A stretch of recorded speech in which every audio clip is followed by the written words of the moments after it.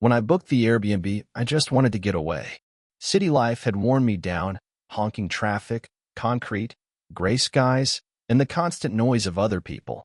So I searched for something different, something quiet, solitary. That's how I ended up in a town I'd never heard of before, Hollow Pine, buried somewhere deep in the woods of Oregon. The listing caught my eye because of how cozy it looked, a two-bedroom cabin with a wood stove, a view of the hills, and barely any neighbors for miles.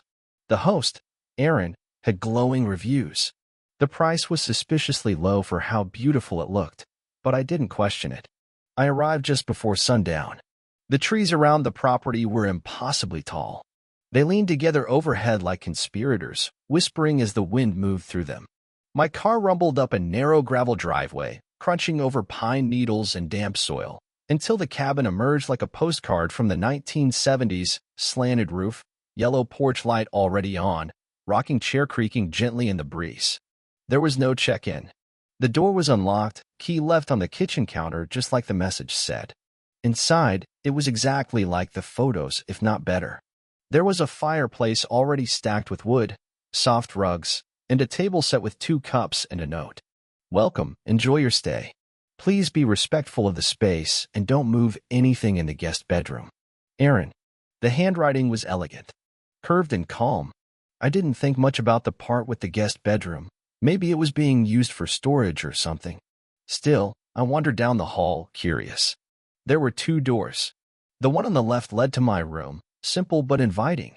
Clean bed, window view of the forest, books on the shelf. The door on the right was locked. Not just locked, scratched. 3 long marks ran down the center of the door, like someone or something had clawed at it. I stepped back and laughed awkwardly to myself.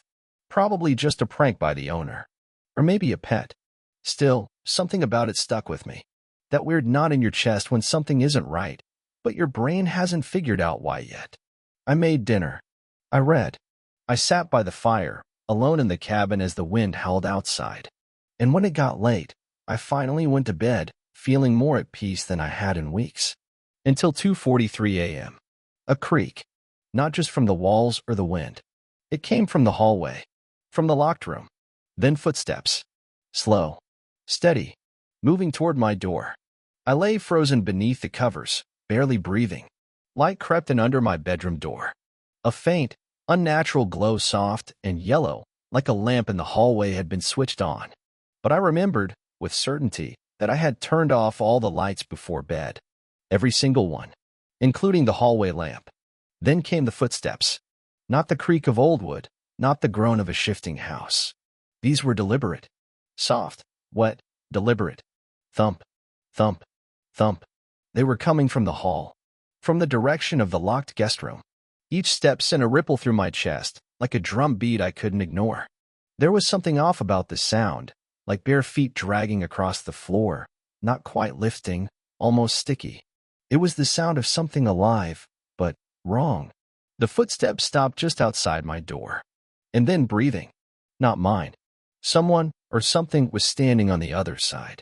I could hear it, faint but unmistakable. Inhale. Hold. Exhale. Inhale. A pause. Then a longer breath out, like a slow, satisfied sigh. Then the door handle moved. Just a little. A twitch. Like fingers testing it, turning, checking. But I had locked it. The handle stopped moving. The breathing ceased. I didn't sleep again that night. In the morning, everything looked normal, if you ignored the tension in the air that made the hair on my arms rise. I walked out into the hallway. The light I was certain I'd turned off the night before was on. And there, in the middle of the floor, leading from the guest room door straight to mine, were wet footprints. Bare feet. Small. Human-shaped. But not mine. The footprints ended directly in front of my bedroom door. There were no prints going back the other way. As if whatever it was had reached my door and never left. I stared at them for a long time, unsure if I was supposed to wipe them away or call someone. But what would I say? Hi. Yes, something invisible is wandering your Airbnb at night, but it seems polite enough not to open locked doors. I wiped the prints with a towel and told myself it was just moisture. Maybe from a leak. Maybe a leftover stain. But deep down, I didn't believe that. That afternoon, I tried to distract myself. I made a cup of coffee. I sat by the fire. I picked up the book I'd been reading the night before. Only it was gone. I checked the chair, the floor, the shelf near the fireplace. I retraced my steps. I even checked my bedroom. Nothing. The book was just gone. Not misplaced. Removed. Something was messing with me. And yet, nothing overt. No screams. No slamming doors. Just subtle shifts. Things you could explain away until you had too many of them.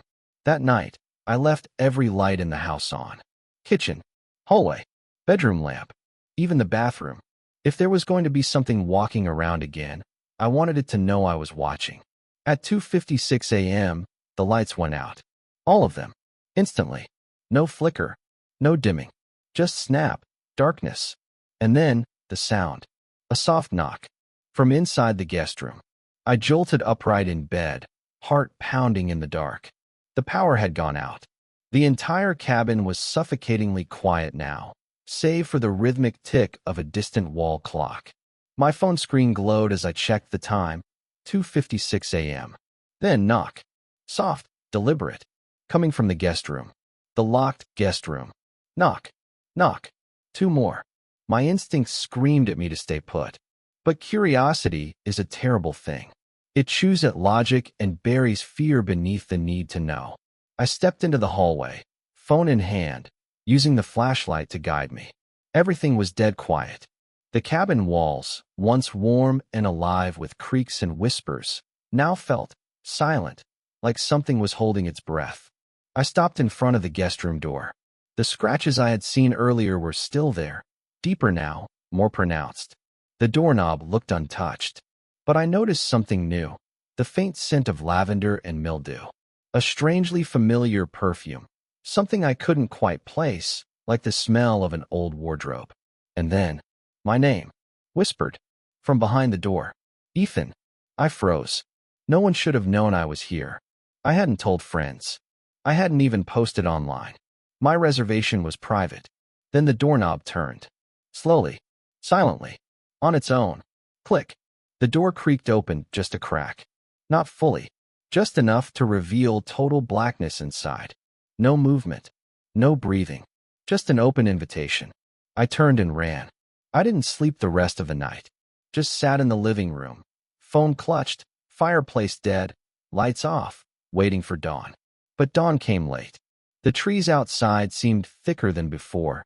The sun barely cutting through. I called the host. No answer. I sent a message. It marked as read, then nothing. No reply. I made up my mind to leave. I began packing my things. I didn't even care about the refund. But when I returned to my room, my bag was gone. The clothes I had folded into it were scattered across the floor. My keys. On the windowsill. Inside, not where I left them. And worst of all, the door to the guest room was now wide open. I stared into the darkness beyond the frame. At first, I thought the room was empty. But as my eyes adjusted, I saw something. A figure. At the far end, in the corner. Facing the wall. Still. Motionless. Slightly swaying. I didn't move. I didn't breathe. Then it spoke. But the voice wasn't mine. And it wasn't just human. It said, "You're in my room." I backed away from the doorway slowly. The figure in the guest room didn't turn, didn't twitch, didn't even acknowledge me beyond those 4 deliberate words. "You're in my room." The voice had no age, no tone. Not angry, not sad, just flat, like an echo of a memory, looping through time. I turned and fled to the front door. I didn't care what I left behind. I just needed to get out. I yanked the handle locked. The deadbolt had been twisted from the inside. I hadn't done that. My hands trembled as I unlocked it.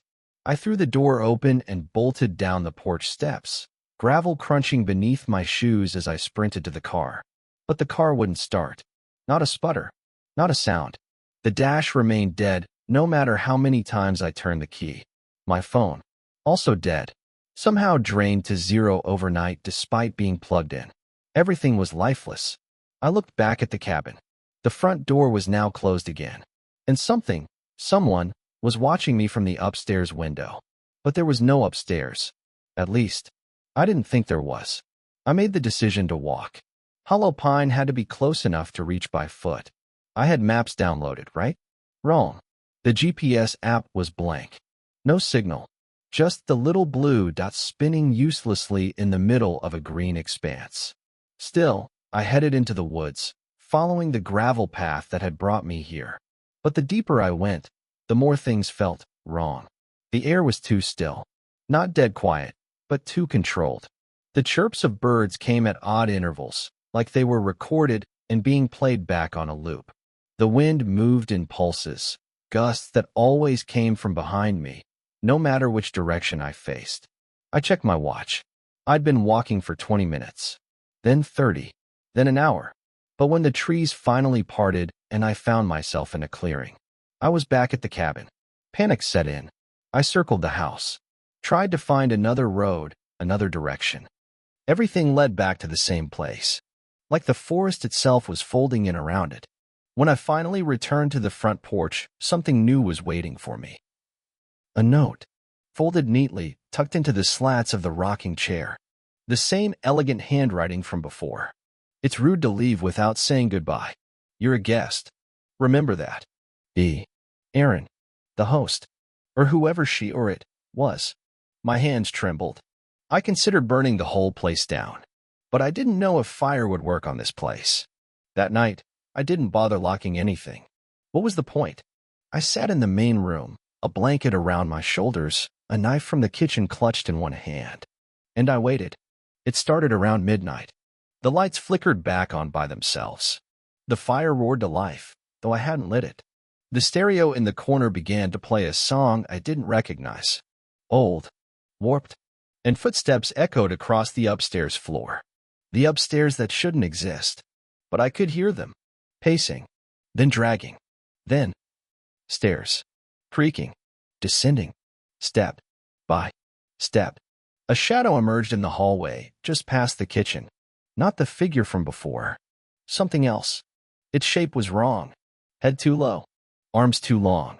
Hair matted to its face like wet curtains. It didn't walk. It glided. And in the flicker of the firelight, I saw its feet weren't touching the ground. It whispered. Not words. Sounds. Moans. Guttural gasps. Then it looked straight at me. Its eyes were empty. No pupils. Just black. And it smiled. The thing in the hallway didn't blink. Didn't breathe. It just stared and smiled. I couldn't move. My body refused to obey. Every instinct screamed to run, but I was frozen, like I was pinned under the weight of its gaze. Then it spoke. Its mouth didn't move, but the words came from everywhere. From inside my ears, from the walls, from beneath the floorboards. You stayed too long. The lights flickered again, this time violently. The walls groaned, as if the house were waking up around me. And then the thing began to drift forward, its long, pale arms stretching toward me. That finally broke my paralysis. I lunged across the room, flinging open the bedroom door and slamming it shut behind me. I pushed the nightstand against it, though I knew it wouldn't help. That thing hadn't needed to touch the ground. Why would it need to touch a door? Still, I clutched the handle, waiting, listening. But nothing came. No knock. No whisper. Just silence. Until a voice spoke from behind me. From inside the room. Ethan. It was Erin. I spun around, and there she was. Sitting on the bed like she'd always been there. She looked human. Normal, even. Mid-30s. Red flannel shirt. Calm, like this was all part of the experience. I backed away. Who? What are you? She smiled kindly. Almost sadly. I used to be like you. Just a guest. I came here years ago. Needed quiet. Wanted to escape. And then I met her. Her. Erin looked toward the wall, the one that backed onto the guest room. The original owner. She never left. She built this place for solitude. For silence. But loneliness twists things. Changes you. It needs company now. I was shaking. I didn't sign up for this. I didn't know. Erin nodded. None of us do. But you stayed. That's all it takes. She stood up, slowly, and placed something into my hands. A key. Old. Brass. Cold. She won't hurt you if you accept it. If you don't fight it. You can go back to your life. Pretend nothing happened. But you'll always feel her watching. I wanted to throw the key, but my hands held onto it like it belonged there. And if I don't accept it? Erin's eyes darkened. Then you'll take my place. She opened the door, and the thing from the hallway was waiting. I don't remember the next part clearly. I remember screams, maybe mine, blinding white light, a crushing silence, a presence in my skull like someone else had climbed in behind my eyes. And then I was outside, on the gravel, morning sun above me. My car was running, driver door open, keys in the ignition, like nothing had ever happened. That was a week ago. I'm back home now, trying to pretend it was a nightmare, a psychotic break. But the truth follows me like a shadow. Every night at 3 a.m., I wake up. There's a knock at the wall behind my bed. Always two knocks. Soft, polite, and sometimes I hear the voice. You left the door open, Ethan. I tried messaging Erin again. Her account is gone. The Airbnb listing doesn't exist anymore. And yesterday, I found something in my mailbox. A key. Old. Brass. Cold. Tied with a note that just said, "Your guest is on the way."